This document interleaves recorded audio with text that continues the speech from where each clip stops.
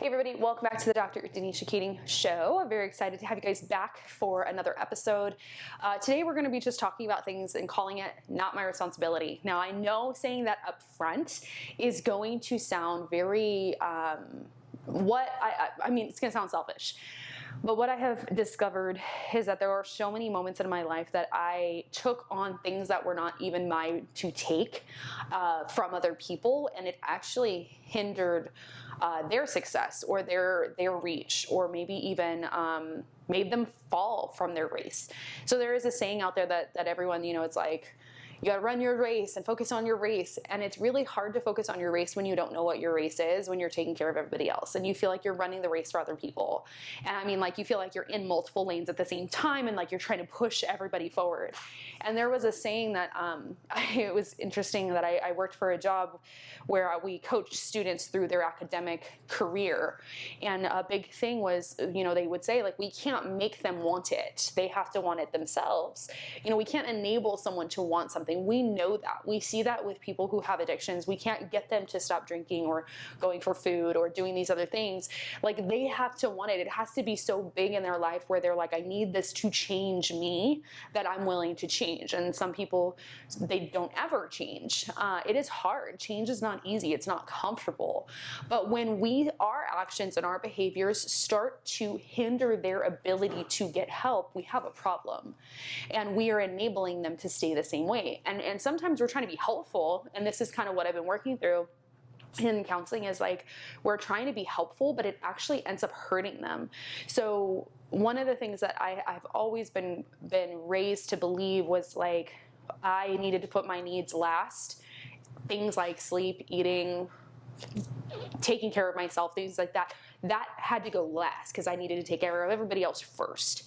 And it was to the point of, getting up with my parent and cooking and cleaning for them and doing their clothes and putting their socks and shoes on their feet, literally doing these things that they are very capable of doing themselves. And, being a kid, I couldn't say no, like, that was not allowed. But as an adult, what I then did was I started taking care of people's needs that they didn't need. They didn't ask for. It didn't actually help them. And I couldn't figure out for the longest time why it felt like I was like forcing myself into other people's lanes unintentionally.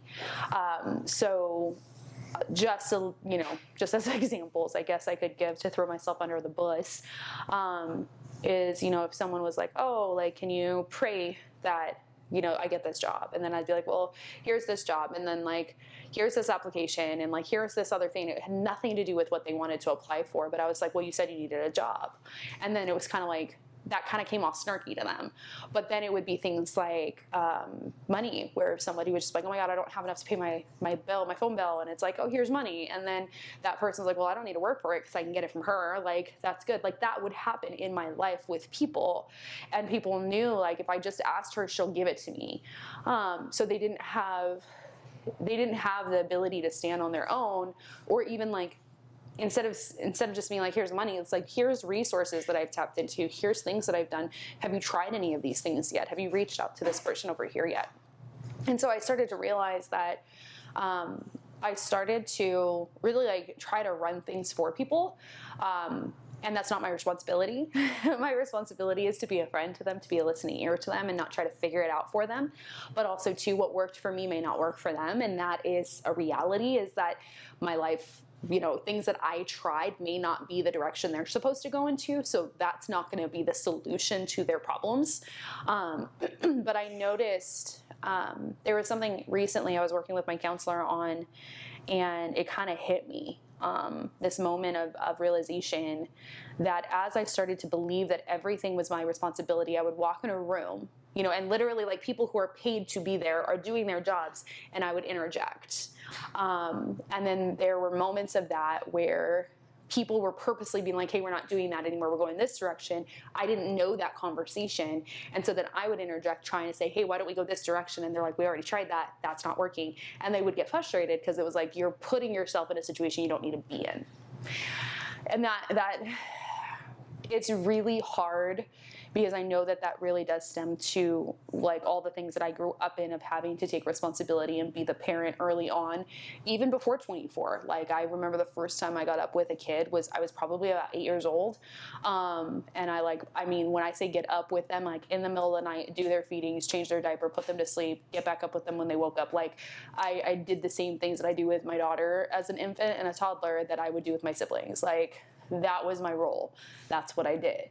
So I started to notice that some of these patterns went back to like, just don't mess up to where people see you, and like be the person who's thinking ahead so much that it is helpful to the situation so it didn't escalate into a horrible situation.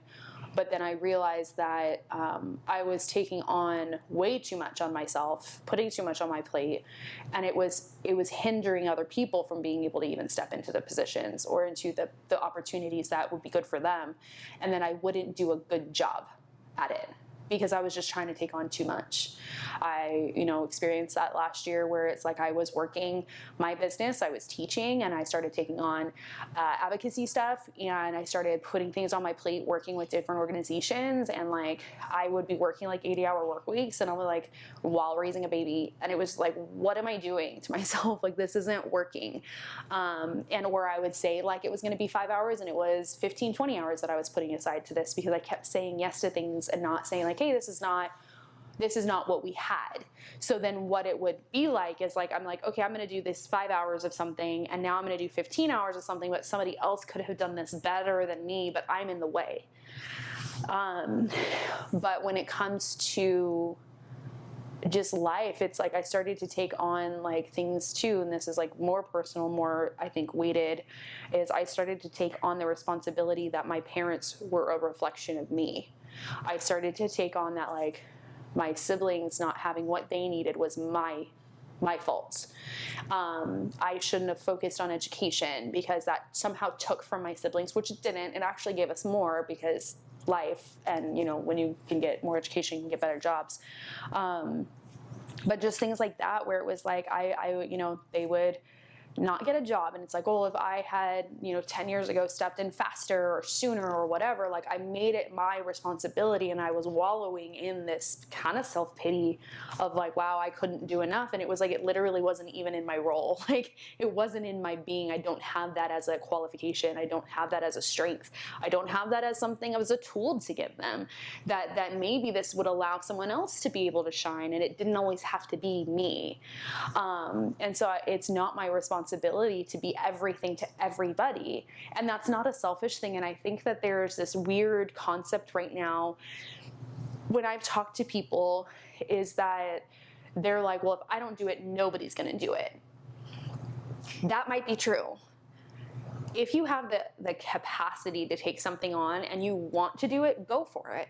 But if it's like you don't have the capacity, you don't want to take it on, and you're like, well, no one else is going to step up to the plate, it's like, well, stop putting it on your plate, because it needs, the hole needs to be there. And I learned that from somebody I did ministry with at church a while ago, where they're like, well, if we don't know what the holes are, we don't know how to fix them, but we also don't know if it's actually something we need to fill.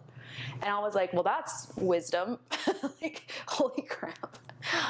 If it is a role, maybe it's a thing that we're like, well, if I don't do it, it doesn't get done. But it's also like, you have to look at it and say like, hey, is it something that even needs to be filled? Yes or no? Okay, then fill it if it does need to be filled. But if it doesn't, leave it alone. But I wasn't doing that. I was literally picking up people's ish where it was like they were purposely trying to get rid of something in their life, and I was picking it up and be like, well, now it's my responsibility to carry because they won't carry it. It's like, what if, let's phrase this, like when I was talking to my counselor, I had that like, I'm running my race, but when I am running into other people's lanes, I'm actually hurting their ability to be successful running. Now, maybe they're running before me and they're way ahead of me, but they have to come around again. It's like on a track, like you have to come around again. And if I'm hitting the rows or the shelves or whatever that's there, or the jumpy thingies, if I'm hitting things down as I'm running because I'm poorly running my lane, I'm making a mess for them to come into round two of. But also, there are moments that we put something down and say, hey, that is not a tool I'm going to pick up anymore. That's not something I want to tap into. That's not a route I want to go anymore. And if someone is consistently bringing it back to us and we're like, well, that's not it, like, it just creates frustration between the other person. But then also, like, there are moments that we pick up somebody else's thing and we start to make it our own thing, which is very, very dangerous. I see a lot of people do this with, like, it's kind of like if you're hanging out with a friend and you're just like, hey, like, I don't want to drink anymore. And that person's just like, no, you really want this drink. Like, it's so good. You love this wine. It's your favorite wine. And you're like, okay, I don't want to fight with you anymore. I want to do this. But then it's like you're battling an addiction and you're trying to get over it. Or like maybe you're like, hey, I'm having a health issue. I'm not supposed to drink that. Or it's a medication I'm on. And that friend's not listening. You're just kind of like, why am I going to hang out with you anymore? And I recognize, though, that there are some times that we take on other people's stuff. Like, we can feel their anxiety, we can feel the things that they're going through, and then we start to own it as if it was our own, and it's like, that's not healthy. So the healthy boundary is like, if I can run my race, if I can run through and understand, like, this is my responsibility to pick this up, it is my responsibility to take care of my family, it is my responsibility to what I say yes to commit to fully until it's no longer a commitment, but also recognize when I can say, hey, I'm going to have to tap out. Like, these are healthy boundaries and tools that we're setting up for ourselves. But often I was sitting in like, well, I don't want anyone to think that I'm incapable of doing something, that I'm not smart enough, or I'm not good enough, or I'm not this enough, or I'm not that enough, because I was listening to the voices around me of people who had said that to me before. So when I'm sitting in this of, it's not my responsibility, it's not a selfish thing to say, like, hey, I don't have the capacity to take this on. I don't have the financial means to take this on. I don't have the wherewithal emotionally to put up with this or to deal with this or to handle this. And really, does it need to be filled? If it does need to be filled, it doesn't always need to be filled by me. Now, if somebody asks me for an opinion, it's like, hey, how do you do this harmony if you're in a singing position or whatever? And it's like, oh yeah, here, like, let me see if I can figure it out with you. But if I'm interjecting every single time, I'm actually hurting people around me. I'm offending them. And I'm not trying to do it on purpose, but I am. And it really hinders relationships going forward. But I took on a lot of this, from what I grew up in, was a big portion of what I have felt the last 9 years was that my parents' behavior was a reflection of me, that people would look at my parents and be like, Danisha, you have to be the same, which in some conversations that was their final, no, you're the same person, which is stupid. You're not. You don't have to be. If your actions and behaviors are lining up to what that was of your parents, okay, then you're acting like them. You are not your parents. You have the opportunity to change it, and so do your parents if they choose to. But it is not your responsibility to correct their behavior. It is not your responsibility to clean up their messes. And that I felt for 9 years. I felt like I had to go pick up the broken pieces and heal my siblings and heal extended family and clean up the conversations that they left a mess. And if someone, the big thing, in all honesty, if someone was like, wow, I didn't realize your dad was in jail. I didn't realize he was there. And it would be like, well, yeah, we just it's not my responsibility to clean up his character. And I felt that. I felt that for so long, even before with my mom as well. It was those moments where I sat back and I was like, well, I have to clean up their character for them. They weren't cleaning up their character. They weren't cleaning up their behavior. It was not my responsibility to take that on and fix it.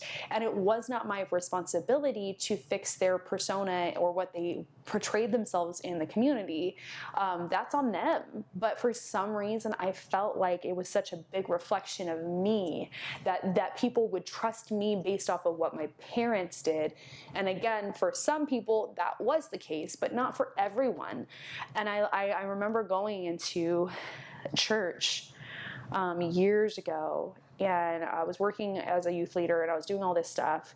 And I remember one of my parents came into the church and started saying some things about me. And one of the pastors that I worked with very closely had said, I pulled him aside. I was like, I don't know what she told you. And he's like, dude, it was not good. And I'm like, I promise you, whatever she said about me, it's not it. And he's like, I know that. I know that. I know who you are. I've walked with you. And it's taken me a long time. Like, I mean, from that conversation in 2010 to now, so 14 years, that's a long time to feel like the things that my parents did, the way that my parents behaved, and if they still behave that way, I don't know. Don't talk to them for a reason. That is their decision and their choice, and that's not a reflection of me. I'm a reflection of me, and who I hope to produce out there is, this is who Danisha is, not this is who my parents are. But I took that on, and what that did in my race in life was it made me go, well, if so-and-so messes up, if my friend messes up, I have to cover for them. If, you know, if my sibling messes up, I have to show, like, look, they're still a good person. And it's like, people are allowed to make mistakes. People are allowed to pause their race. People are allowed to stop and not have someone, come alongside and be like, hey, you got to get back up. Like, sometimes we need a breathing room in the race, and that's okay. But I would take on that it was like my responsibility to be in charge of everybody and make sure that everyone's moving along, but we're going to go at different speeds. And really what was happening was, because I was so focused on everybody else, I wasn't even running my own stuff. Like, I wasn't being able to just be like, okay, you know what? That's a you thing. I wasn't able to separate where I began and they began. I had no ending to who I was. And there was a phrase that someone said in high school that I really was like, oh, that's a really good thing to ask. The question that he would ask us all the time is, who are you outside of color guard? Or who are you outside of choir? Who's Danisha outside of school? Who's Danisha outside of this friend or this hobby? And that's hard to sit with when you don't know who you are. That is really hard to sit with. Who am I as a Christian? Like, who am I without Jesus? And who I am without Jesus is like anxious-ridden, depressed-ridden, like angry. And I mean, like 0 to 100, I turn into like a Karen. Like, that is who I turn into without Jesus. But also, like, who am I without my degrees? I'm not worthy because of the degree. The degree makes me knowledgeable in a specific area, but I'm not a worthy person just because I have a degree. I'm not worthy just because of a house or a car or a husband or a child. Like, I'm worthy as a person because of who I believe I am in Christ. But I would sit here running around like a chicken with my head cut off, being like, I got to clean up everybody's messes. And so this phrase that my friend would ask in high school was like, who are you outside of this? So who am I outside of? And this was the hardest, I think, opening of my eyes years ago, was like when my siblings started growing older and moving out, was who am I outside of being their caretaker? Like, do I have an identity outside of just being like, I'm taking care of these kids? And that kind of rocked the world of like understanding where I'm at. But like this year, it was that extra layer of like, what my parents did and do and who they are or were is not my responsibility to carry, but also other people. It's not like I can give a hand in and help. I can step forward and love on people, and I can do that. But where do I begin and end? And where do they start as a person? And this really sucks when we're in conflict, because like when I would get in conflict, I'm like, oh my God, I'm going to be exposed and like everyone's going to hate me and like all this stuff. Like I'm going to be labeled as a fake. I'm going to be labeled as this and this and this and this. So what I would do in conflict was I would retreat. I wouldn't get as close to people. I would not say, hey, that hurt me. I would say it's fine, and I just walk away, because it was easy to be the peacemaker. That's not a peacemaker. Being someone who is sitting there being like, it's fine, you hurt my feelings, it's fine, over and over again, that doesn't help friends grow. What it does is it creates, over time, a buildup and an explosion. We just sit there and build up for years and years and hurt after hurt after hurt. And I'm going to say this, it's not just that one thing, it's everything. So every person who's hurt you, every wound that's been hurt, it creates this blow up. And then what we start doing is we start blowing up at other people that had nothing to do with the actual initial pain. we blow up at people over and over and over again because we're not being able to say, you know what, I can handle this in a emotionally mature way. I used to think that I was mentally mature, and like I think that I am. Sometimes I believe that, like, physically, mentally, I'm like 80 years old. And then sometimes I'm mentally like 12-year-old because I'm like laughing at really silly things. But I used to believe, like, I'm so mature, I'm the maturest person in the room. But then after getting stagnant and kind of getting stuck in this, like, I have to make sure that nobody is upset with me. And I have to make sure that this persona that I'm pushing out, people understand, so that when conflict happens, people don't look at me and go, wow, she's the villain. She's the bad guy.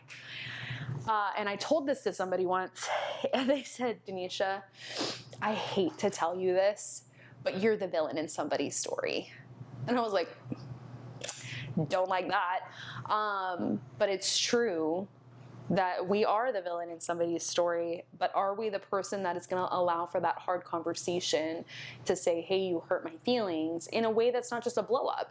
But that was where I was going, was like, okay, I'm letting it blow up for years, fight after fight, saying everything was fine to everybody around me when things were not fine. Not just like life. Life was hard already, but I was like, oh, I'm going to be the peacemaker and not make a wave. Instead of just saying, hey, you know, that really hurt my feelings. Like, I want to talk to you about this. I know it was not intentional. You know, let's talk through this. I wouldn't do that. I'd be like, oh, it's fine. It's fine. And then I'd be 3-4 years away from the hurt of the over and over and over again, that I wouldn't know how to be in a conflict with someone. And then I would like try to mask what people saw of me because I was afraid that they would come and be like, well, you were wrong, you should have, you could have, you would have. And then what that did in my race was that I was running this mile horribly because I was just sitting there going like this the whole time, like trying to catch everybody and do everything and not focus on what was in front of me. And then I was getting smacked down. So it was hard to establish, like, hey, that hurt. Like, when people would bring things to me that had nothing to do with what I did or what I like they believed I should have done, where it was like, hey, that's not even something that I have control over. I wasn't even able to say like, hey, that's not my responsibility to take care of it. Like, that's not mine to handle for you. I would take it on and try to handle it and be like, oh yeah. And then I was drowning in so many different ways that it didn't seem like there was a way out. And it was really hard to tell between really who was taking advantage of me and who was just like accidentally bumping me. And so I've really been working through this concept of like, and I hope what you hear is this, is like really working through the concept of like, where are you at in your race? And like, are you focusing on what you need to do? Where do you start and end? And where does someone else begin? That's such a hard thing to answer, I think. And if you're like, I don't know, start looking like, okay, who am I at my core? Who am I without this friend? Who am I without this job or this title or this degree? Like, who am I as a person? And then if you're a Christian, it's like, who am I through Christ? Because that's what we look at. A Christian looks at a lens through, is through Christ. Like, who is Christ? So I know what to reflect my life after. But being able to run your race well, there is this responsibility to say, this is something I should be doing. This is something that I do not have the capacity to take on, or maybe even the skill. And something that's been really neat in the last year, it's been really nice because once you find out that rhythm of like, what is my skill? Am I good at this or I'm not? You actually can look at a situation and say, you know what, that sounds like a really cool opportunity. That's not in my wheelhouse, but you know who it is in their wheelhouse? Here's this person I would recommend. And that becomes really neat because then you get to watch other people run their races really well, and you're not in competition with them because you're not just trying to get yours and protect your persona or who your identity out to everybody. You're not having an identity crisis either, but you're really able to say like, here's where I start and I end, and here's where other people can start and end, and here's where this conflict can happen, and here's what's my responsibility and not my responsibility, but here's how I can focus on running my race without getting tripped up. The other thing, and I know I said it a little bit ago, But the other thing that was really hard for me was I love helping people. But one of the questions that you have to ask is your friends or family purposely putting something down that they don't want in their life anymore that you're trying to pick up for them? That, I think, is the hardest question. And it's like, is there something that maybe they're putting down on purpose that we don't understand why, that we need to just ask questions? I mean, it's not for our understanding to be like, hey, why are you doing this? But it would be helpful, I think, like, not to just pick that thing back up and be like, hey, no, this is yours. You dropped it. My daughter's almost 2, and every time she finds something, she's always like, oh, here you go, here you go, here you go. And sometimes it's like food that she chewed up. And she's like, here you go. Like, I don't want that. Like, I don't want that. But that's how I felt like I was running part of my race, was like I was picking up the things that people didn't want anymore. And just being like, here you go, you dropped this. And they are just like, no, I put it down on purpose. Like, I don't want that in my life anymore. And that hindered some deeper relationships. It also kind of, I think, caused conflict that wasn't necessary, because it was like, well, now I'm going to have an explosion moment and just be mad about everything, versus being able to slowly be like, hey, like, I noticed you're not doing this thing anymore. Like, hey, you doing okay? Like, is that the plan? Is it not in the plan? Did you mean to put that down? I don't need to have the answers to that, but I think instead of just picking it up and trying to give it back to somebody, I think asking the question instead would be more helpful. But I've recognized that, like, I have had this, one of my things was, it was my responsibility. I'm an older child. Like, I have to take this on. And there's so much in my life that I haven't had to take on that I took on. And it costed me a lot more than just saying, hey, that's where I end. Like, that's not where I start. I'm not going to pick that up for you. I'm not going to pick up that for myself. We're not going there. It's okay to draw that boundary and say, nope, that's not my responsibility. And that's okay. So on the next episode, I'm super excited to have a special guest on. She is going to go into depth about some things about how trauma can have a long-term effect on life, and also how to handle those situations with our kids and walking them through just hard conversations. So join us in the next episode, and we'll see you there.